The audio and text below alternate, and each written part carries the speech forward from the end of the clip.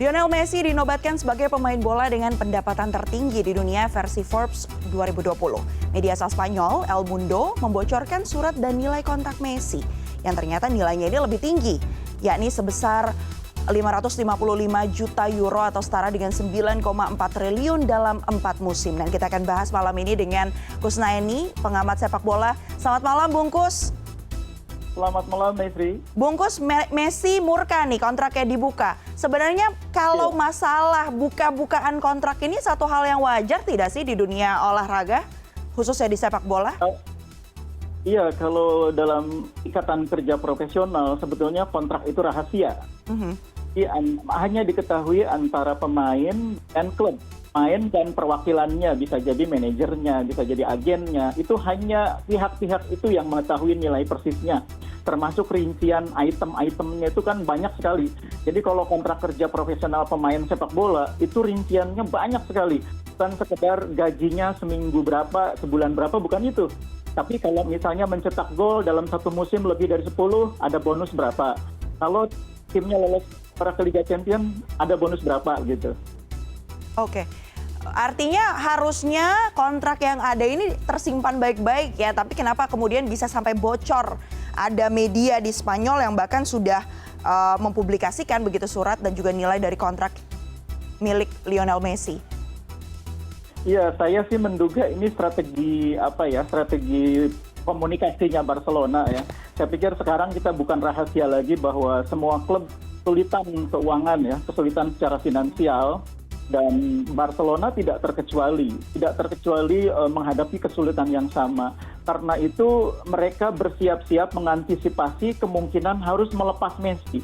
Cuma ini kan melepas Messi ini sama saja dengan cari masalah dengan supporter. Supporter Barcelona pasti tidak akan rela kalau Messi pergi dengan alasan apapun.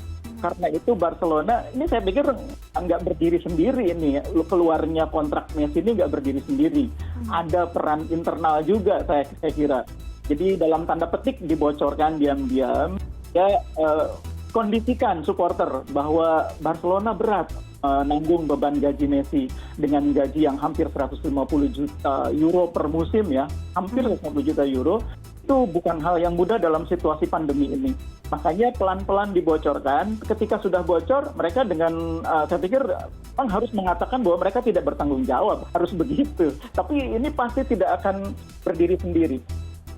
Oke, berarti artinya kalau Bungkus sendiri menilai bahwa ada andil dari Barcelona untuk kemudian membocorkan isi kontrak dengan Lionel Messi ini dengan harapan tujuannya adalah agar orang-orang tahu begitu. Apakah kemudian salah satu cara lainnya juga adalah untuk meng-attract atau menginformasikan kepada klub-klub lain tentang besaran gaji yang didapat oleh Lionel Messi atau seperti apa? Kalau klub-klub sih saya rasa sudah sebagian besar sudah tahu ya. Klub-klub yang pernah mencoba mendekati Messi seperti Paris Saint-Germain, kemudian beberapa tim di Inggris, saya pikir mereka sudah tahu bahwa gaji Messi sekian dalam setahun itu mereka sudah tahu. Jadi informasi ini lebih kepada upaya menciptakan prakondisi supaya ketika Barcelona terpaksa harus melepas Messi dengan alasan apapun, terutama karena alasan finansial, itu tidak akan menjadi fireback, tidak akan menjadi bumerang kepada klub. Jadi ini saya pikir strategi komunikasi yang dalam tanda petik sebetulnya cukup baik dari Barcelona. Jadi dikondisikan dulu supaya supporter nggak kaget, tapi supporter pada akhirnya menyadari, waduh iya ternyata untuk menjaga Messi ini Barcelona besar sekali tanggung jawabnya, 150 juta per tahun itu kalau dipakai buat menggaji pemain lain mungkin jauh lebih bermanfaat mungkin ya dalam tanda petik. Tapi sekali lagi ini strategi komunikasi yang sudah dilakukan oleh mungkin secara internal pahami oleh sebagian besar pengurus Barcelona. Memang formal mereka harus mengatakan bahwa ini bukan klub yang membocorkan, tapi entah dari mana. Baik, tapi kalau kita bicara soal capaian atau nominal pendapatan dari Lionel Messi ini yang didapatkan dari klub dan juga banyak endorsement yang ada. Dengan prestasi dan pencapaian yang ada, apa sih sebenarnya yang hal-hal faktor-faktor yang membuat Messi kemudian menjadi pemain sepak bola dengan pendapatan tertinggi ini, Bungkus?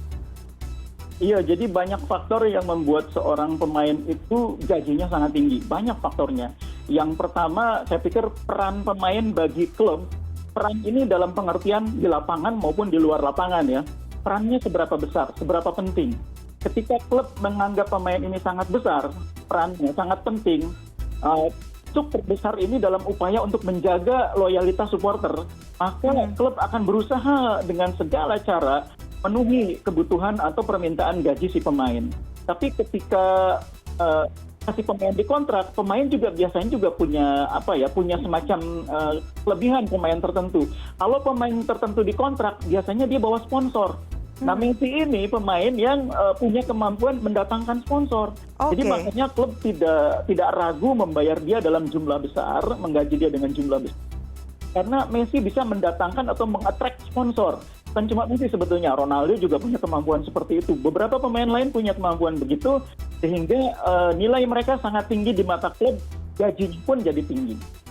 Oke, jadi selain adanya prestasi dan juga banyak sekali kemampuan-kemampuan yang ia miliki, di sisi lain juga untuk masalah dari pendapatan bisa juga mendatangkan sponsor kepada klub di mana Messi kemudian berada. Nah, bicara soal kontrak dan juga kemana nantinya Messi akan berlabuh.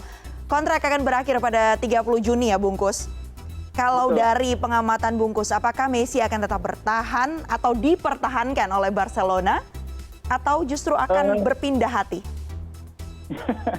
Saya kira saat ini yang tersulit bagi Barcelona adalah melobi Messi supaya mau menerima nilai kontrak yang baru. Itu yang tersulit. Karena bagaimanapun Barcelona tidak mungkin mempertahankan nilai yang ada sekarang ini dalam situasi pandemi ya. Saya pikir semua klub sekarang mengalami situasi di mana pendapatan mereka jauh menurun, jauh berkurang. Karena itu harus ada rasionalisasi dari segi penggajian pemain.